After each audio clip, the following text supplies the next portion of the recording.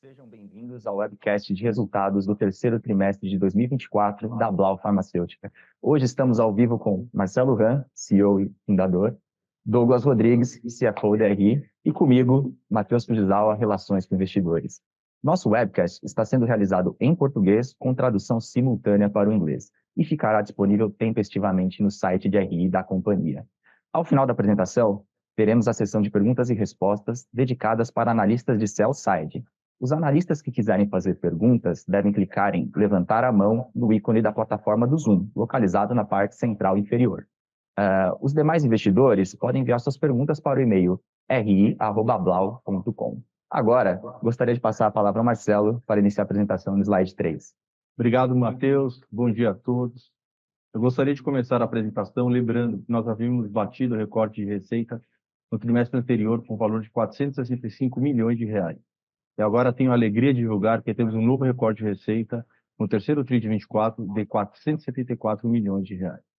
Este montante representa um crescimento de 31% em relação ao terceiro TRI do ano passado, com destaque para o nosso core business, o segmento hospitalar, que avançou 35%. Esse desempenho é 100% orgânico, sendo que novos lançamentos cresceram cerca de 80% e o restante veio na melhoria do portfólio maduro, com aproximadamente 1/3 vindo de preço e 2/3 de volume. Como já reforçamos há algum tempo, o cenário macroeconômico segue desafiador, mas o mercado farmacêutico é muito resiliente. Sabíamos que a situação do mercado hospitalar do ano passado era atípica, resultado do desequilíbrio ocasionado pela pandemia. Ficamos focados na execução do nosso plano de negócio, a fim de voltar com crescimento e melhores margens. Primeiro, após a aquisição do Merco e aumento do portfólio, foi feita uma reestruturação das áreas-chave da companhia, comercial, industrial e diretoria médica. O destaque é um novo go-to-market dividido em unidades de negócio, BUs, que vem dar maior gestão, foco e controle das despesas. Para atender esse crescimento, foi importante investimentos realizados em nossas linhas produtivas, com ganho de escala e menor custo operacional. Já na área comercial, alinhamos os incentivos e implantamos uma gestão mais próxima do nosso cliente. Para finalizar, tivemos melhorias em todas as principais métricas do resultado, tanto em relação ao ano passado, quanto em relação ao trimestre anterior, como vocês podem ver no slide. Crescimento de receita, aumento das margens operacionais, otimização do ciclo de caixa. Sempre tivemos convicção do plano estratégico, mas o resultado só tem sido possível graças ao engajamento de todo o time da companhia, que vem contribuindo de forma assertiva. Agora passo a palavra para o Matheus, seguindo com a apresentação. Muito obrigado. Obrigado, Marcelo. Agora falando um pouquinho sobre pesquisa, desenvolvimento e inovação, vemos que a Blau investiu aproximadamente 160 milhões de reais nos últimos 12 meses, o que representa ali um pouco mais do que 9% da receita do período. Quando passamos essa linha dos investimentos para o gráfico do lado, notamos que a contribuição de 100 milhões de reais dos lançamentos representa quase 6% aí da receita, né? E olha que essa diferença entre o investimento e a receita, ela vem caindo gradualmente, né? Hoje está em 3,5 pontos percentuais. E é natural que em algum momento elas até se invertam. Hoje, a expectativa seria quando lançarmos o primeiro anticorpo monoclonal produzido 100% pela Blau, esperado para 2028, quando deixaremos de ter um custo de desenvolvimento relevante e passaremos a contar com uma receita potencial muito relevante. E olhando na direita do slide, a gente vê que esses investimentos também se traduzem na submissão de 60 medicamentos para aprovação no Brasil e na América Latina, isso nos 9 primeiros meses de 2024, e tivemos a aprovação de 43 medicamentos neste mesmo período. Lançamos 6 novos medicamentos no Brasil, e aqui, né, só para deixar claro, são só novas moléculas, né, diferente ali do número de submissão e aprovação, que são o número de registros. E fazemos isso para o investidor ter ideia do mercado incremental que atingimos no Brasil com essas novas moléculas. E vemos que já adicionamos aí aproximadamente 450 milhões de reais em 9 meses. Agora, passando para o slide 5, vemos que a receita cresceu 31% em relação ao 3T23, né? Renovando o recorde trimestral para 474 milhões de reais. Interessante disso tudo é que o crescimento foi 100% orgânico, já que o Bergamo já estava consolidado no terceiro TRI do ano passado. O destaque foi o nosso core business, o segmento hospitalar, com crescimento de 35%, como vocês podem ver aí no slide, né? Mostrando um forte desempenho tanto do portfólio maduro, né, com crescimento ali vindo aproximadamente 1/3 de preço e 2/3 de volume, como o Marcelo já destacou no começo. Além disso, a gente nota aí uma aceleração dos lançamentos, né, que cresceram quase 80% no trimestre. Olhando ali embaixo no slide, né, quando a gente olha o segmento de varejo, estética e plasma, tivemos um crescimento um pouco mais tímido de 8%, que foi impactado pela renegociação dos contratos de venda na Hemarus. Quando olhamos somente varejo estética, temos um sólido crescimento de 24%. Agora eu passo a palavra para o Douglas seguir para a apresentação. Obrigado, Matheus. Bom dia, pessoal. Bom, vamos lá. Acho que o terceiro TRI, ele sempre é importante, até por uma característica natural, né? O terceiro TRI, você já tem uma clara sinalização do que vai ser a entrega do ano, tem sempre a expectativa do que é o próximo ano, e lógico, ainda falta um trimestre, o famoso last mile. Acho que aqui no caso específico da Blau, o terceiro TRI ele é ainda muito mais importante, porque ele marca um ciclo de uma evolução de 12 meses, uma evolução que ela é muito significativa e robusta, do ponto de vista, né, de todas os indicadores aqui de resultado tiveram essa evolução, né? Quando você olha para trás, claro, a gente sabia do desafio, a gente sabia que essa evolução teria que ser tri a tri.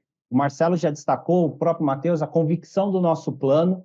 Claro que mudanças e ajustes de rotas necessários foram efetuadas e agora a gente só chegou a esse resultado, acho que com muito foco e consistência na execução. É isso que traz esse resultado.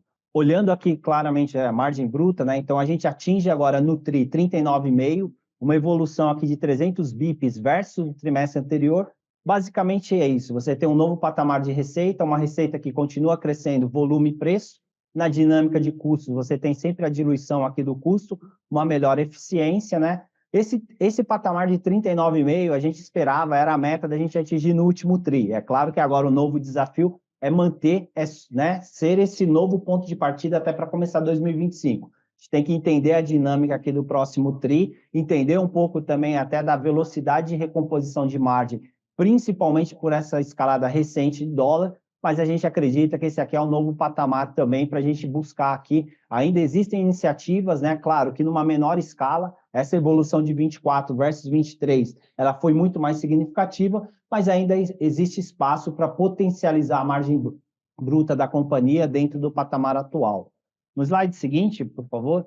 Bom, despesas. As nossas despesas aqui, acho que o destaque positivo é a falta, né, da PDD. A gente teve um impacto no trimestre anterior de 15 milhões, mais de 3 pontos da receita no trimestre anterior referente a PDD. Não temos PDD nesse TRI, e além desse efeito de não ter o impacto no resultado, acho que o destaque positivo é que mais de 50% desse montante a gente já renegociou, ou seja, dentro do acordo de credores, a gente já tem uma expectativa aqui de recebimento. Então, isso é um destaque também importante, que ao longo aí dos próximos trimestres a gente deve voltar a recompor isso.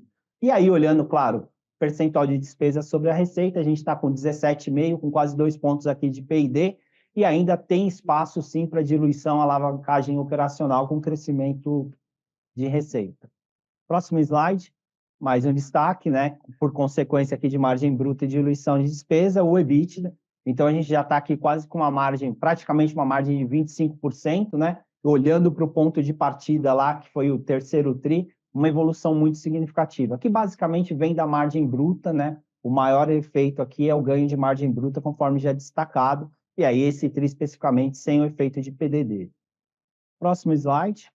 Aí o lucro líquido também, uma evolução muito significativa em termos de margem líquida, né? A gente mais do que dobra em termos de valor nominal, são quase 3 vezes mais, lembrando do lucro lá do terceiro TRI. Lembrando que esse aqui é o lucro líquido recorrente, né? A gente teve aquele efeito de compra vantajosa lá no terceiro TRI do ano passado, que foi exatamente o TRI que a gente trouxe o Bergamo para a nossa base, lembrando que a transação foi uma compra vantajosa, ou seja, valor de aquisição inferior ao valor de livro. Então, é um lucro líquido aqui também muito, né, uma margem muito saudável. Especificamente no TRI, você teve aqui um aumento de taxa efetiva de imposto de renda, basicamente pelo menor patamar de pagamento de JCP. Lembrando, política da companhia, 25% de distribuição aí dos dividendos. Variação cambial no TRI, né, não atrapalhou, foi até favorável. De novo, agora tem que entender aqui como que para e estabiliza o dólar no último trimestre de 2024. Mais um slide, por favor. Outro destaque aqui, basicamente, na parte de capital de giro, que é super importante. Então, o ciclo de caixa ele melhora aí 54 dias. Basicamente, isso vem de inventários. redução de 2 meses de inventários, né? Quando você olha aqui, prazo de recebimento no TRI, o mix de recebimento da carteira também foi um efeito positivo. A gente sabe ainda da dinâmica do setor, né? Então, esse aqui é mais um patamar de trimestre. Dias de contas a pagar, a gente volta ao patamar histórico, lembrando que no TRI anterior era quase que uma foto de fechamento de balanço contábil. Olhando em percentual da receita, você está falando de 50% da receita líquida, acho que é um patamar também muito bom para termos, né, de capital de giro, a gente sabe quanto é importante a liberação de caixa. CAPEX, aqui à direita, CAPEX de intangível, segue o cronograma de desenvolvimento dos produtos, gira em torno de 7,5% da receita, esse é o patamar, o Matheus destacou, né, até na evolução, a gente segue aqui com o desenvolvimento, e principalmente dos anticorpos monoclonais, que elevam a curva do investimento, e claro que a intenção é também aqui a composição de novos produtos na receita total da companhia, irem incrementando trimestre após trimestre. CAPEX de imobilizado, especificamente nesse TRI, você tem aqui um aumento aqui de 10 milhões, isso é um custo de aquisição do terreno de Pernambuco, né? Então, a gente tem uma composição agora de aquisição de custo de terreno. Mas olhando o CAPEX ex-Pernambuco, esse é o patamar aí que a gente já vem falando, normalmente é o CAPEX aqui de manutenção e pequenos ajustes aí, ganhos nas nossas linhas atuais. Próximo slide, por favor. Claro, né?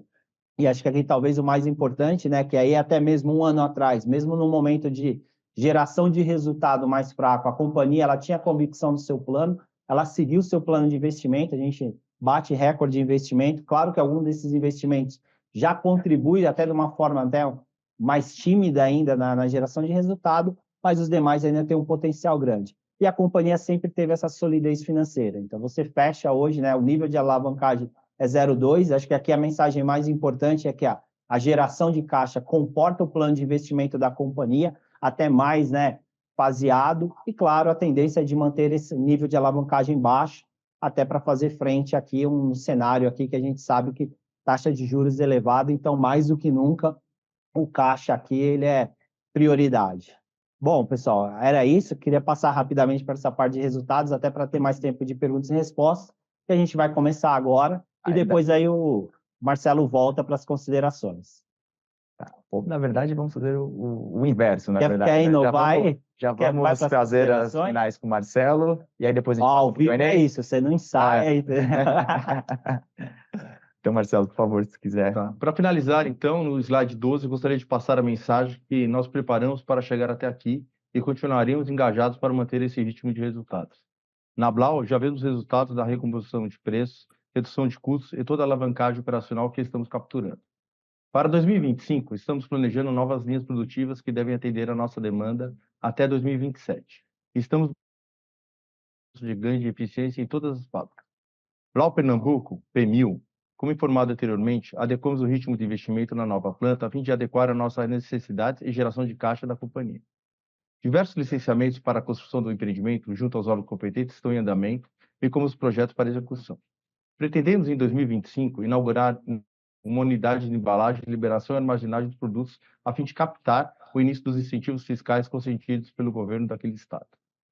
No Bergamo, já atingimos importantes metas de integração. Fizemos a integração de sistemas, reorganizamos a equipe, começamos a produzir lançamentos Blau e estamos transferindo a produção de alguns medicamentos maduros para balancear melhor a utilização da capacidade produtiva de todas as nossas plantas. Acreditamos que estamos na metade do caminho. Agora é continuar esse processo de otimização para que o Bergamo atinja margens semelhantes às demais fábricas da Blau. E com mais resultado, poderemos acelerar a otimização tributária do Bergamo. Analisando os projetos de longo prazo, tivemos avanços importantes, aliados com o nosso planejamento estratégico, como vocês podem ver no slide. Todos os movimentos dos últimos formando o perfil da companhia da abertura da primeira afiliada Latam, passando pela inauguração e expansão do Centro Próprio de Pesquisa, Desenvolvimento e Inovação, o Business Development, que amplia a possibilidade de license in e license out em certos nichos de mercado. A Blau deixa de ser uma empresa focada no mercado brasileiro para ser uma empresa regional da América Latina, com ambição de ser global. Para finalizar, fica o convite para o nosso Blau Day, no dia 26 de novembro, a partir das 8h30. Não deixe de acompanhar para saber mais do nosso negócio. Obrigado, mas vamos continuar, né, falando. Agora começam as perguntas. Os Q&As. Obrigado, Marcelo.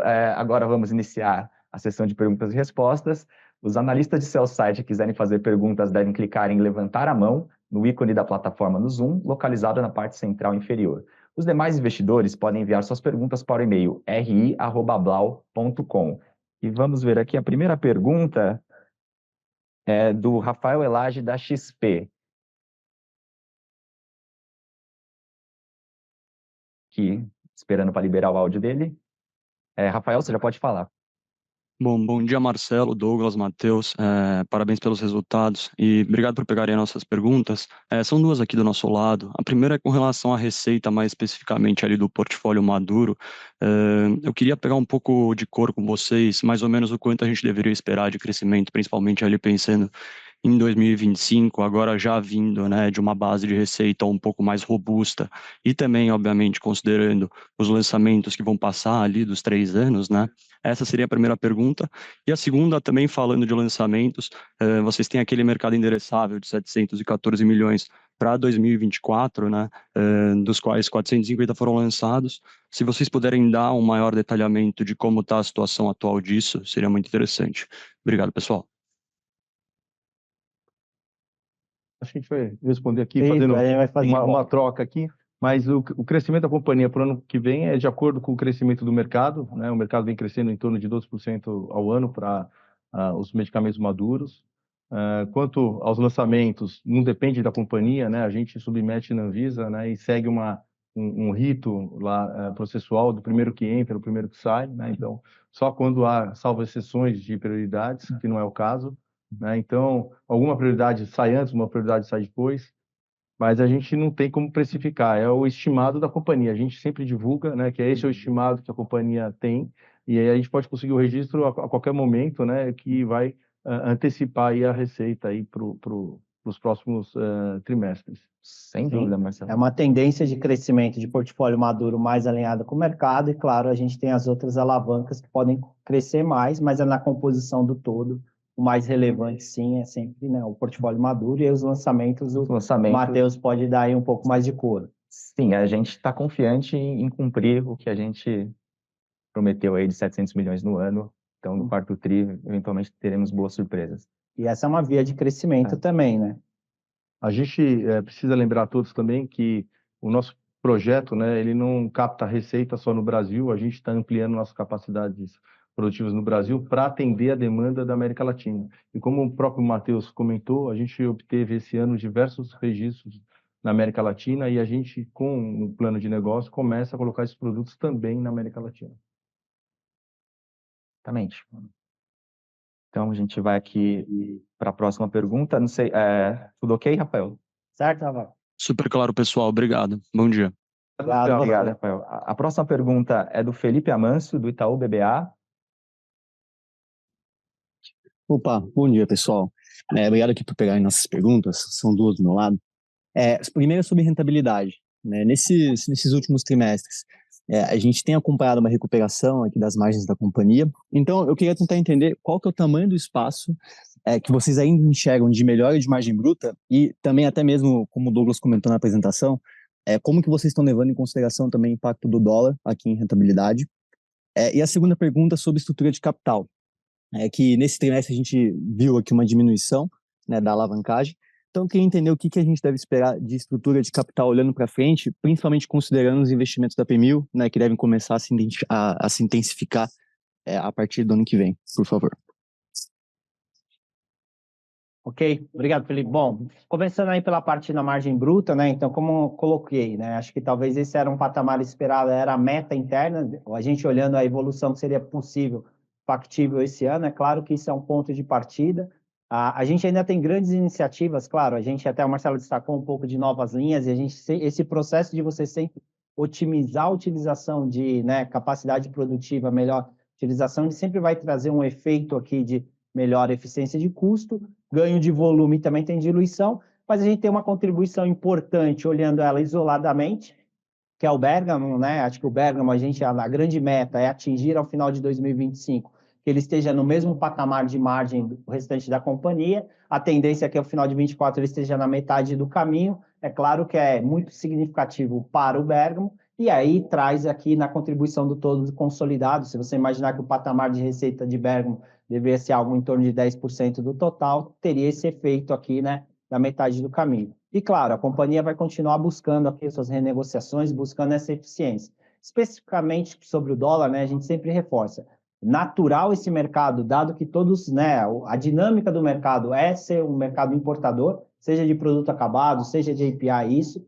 e essa recomposição de preço de margem, ela acontece, a gente só precisa entender a velocidade e também o quanto que é volatilidade, o quanto que é escalada, e qual o patamar de dólar aí que depois ele deve parar aí, né? Então, agora você está aí girando, foi para 5,80 e volta para 5,75, aí já sobe 5,82, tem efeito de eleição, mas é isso, entendeu? A gente sim é um componente de recomposição de margem, passar a variação cambial. Em termos de capital de giro, sim, a gente colocou, né? Acho que 180 dias, quando você olha para inventários, é um patamar saudável, deveria ser o patamar da companhia a todo momento buscar isso aqui, buscar pequenas eficiências, né? Então você pode ter uma variação não tão significativa para cima ou para baixo. A dinâmica de dias de recebimento, a gente sabe que ainda o mercado ele continua com seus desafios. A gente teve uma composição de mix de carteira um pouco diferente, já levou a gente mais próximo dos tris anteriores, né? Em uma evolução passado, e aí a parte de contas a pagar, sim, a gente está aí nesse patamar de 75 dias, é o que deveria ser esperado. Entendeu? Então, acho que para efeito de recorrência, é claro, a gente buscar agora manter esse patamar. Mas o grande acho que todas as grandes evoluções estão no exercício de 24. Agora é melhoria dessa base, mas a evolução não vai ser tão significativa quanto foi esse ano. Perfeito. Obrigado pelas respostas. Bom dia, pessoal. Bom dia, obrigado. Bom dia. A próxima pergunta é do Renan Prata, do Citi. Opa, Seu bom áudio dia, já está. pessoal. Show, obrigado por ter pegado minha pergunta. Não, é rapidinho aqui, eu só queria tentar entender um pouco mais. Vocês já passaram um pouco de cor ali no crescimento do portfólio maduro hospitalar, né? De 1/3 de preço, 2/3 volumes, mas queria entender, assim, à medida que vocês conseguirem dividir com a gente naturalmente um pouco da performance entre moléculas, teve entrega de alfa, não teve, e também se o mercado de imuno privado já começou a contribuir aí positivamente para o resultado nesse tri. É isso, pessoal. Obrigado. Obrigado. A imunodependência da Blau, ela cai todo mês, né, com os lançamentos de novos produtos, com o crescimento dos outros produtos, né, então hoje está num patamar muito pequeno. A Blau está focada no mercado privado, apesar de ter feito um esforço danado, né, para manter o marco regulatório brasileiro, né, com as ações no STF, a quais comentamos ainda na mensagem da administração.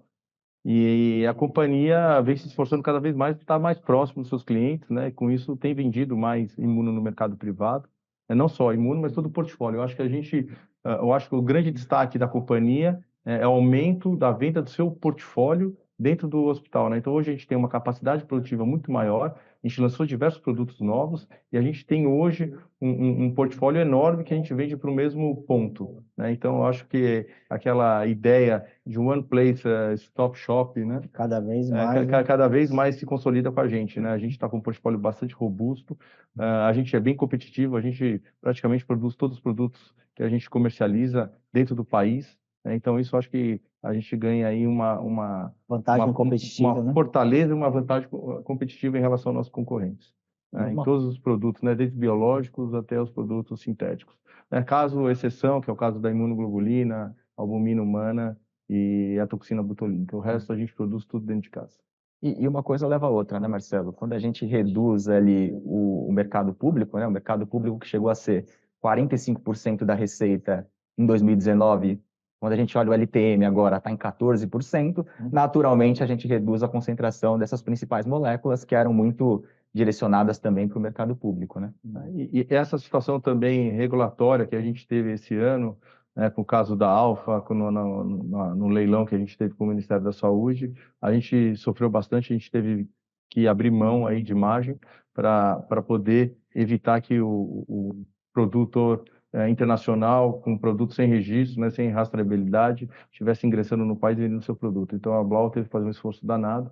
Então esse ano o negócio da Alfa não foi bom para a companhia, né? Então se a gente capturar isso para o futuro, isso tem uma upside também tanto isso no caso da Imuno também, que seria um upside. Mas a gente não está contando com isso, a gente está focado no mercado privado, um mercado sustentável, longo prazo, novos produtos, estar mais próximo do nosso cliente. Esse é o foco da companhia. Super claro. Valeu, pessoal. Obrigado. Do Renan. A próxima pergunta é do Ian Seskin, do BTG Pactual. Acredito que seu áudio já deve estar liberado.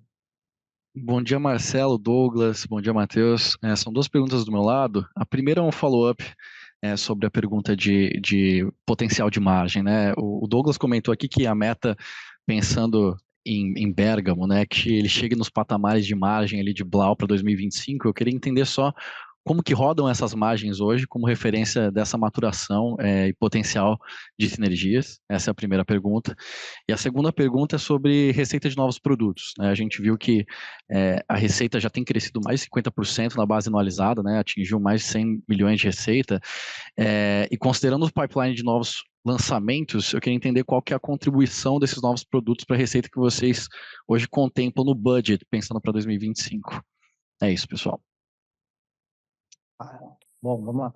Bom, então, acho que assim, para simplificar o exercício de Bergamo, é pensar que ao final de 24 eu estou na metade do caminho. Então, se hoje a companhia roda em margem bruta de 40, é como se a operação do Bergamo tivesse a 20 aqui no final do ano e a gente vai escalar e ganhar esses pontos no consolidado do final do ano que vem, né? O processo do Bergamo, quando a gente pensa em toda a parte de integração, sinergias, aquelas mais óbvias já foram todas capturadas, mas você tem ainda o efeito de começar a produzir ou transferir os produtos da Blau, são produzidos hoje em Calcaia, a gente levar para a planta do Bergamo. Isso é um processo que vai... Tem também o escoamento, né, do estoque antigo, né, que o estoque do Bergamo, da margem, né, que um estoque que veio com margem negativa, né, ou que veio com uma situação, lembrando, né, que o Bergamo era uma empresa que estava com prejuízo, né? Então a gente fez todo esse turnaround da companhia, mas a gente ainda carrega alguns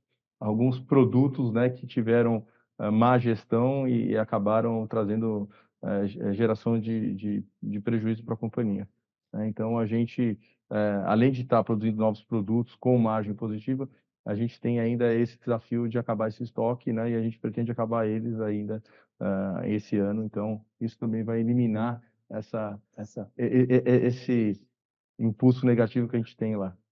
E o importante é isso, que também, como a característica, né, pensando no ponto de vista de planejamento tributário, o efeito de você gerar resultado no Bergamo, você tem uma compensação, né, você utiliza o prejuízo acumulado que ele tem lá, o IR diferido. Então, no consolidado, isso também é importante.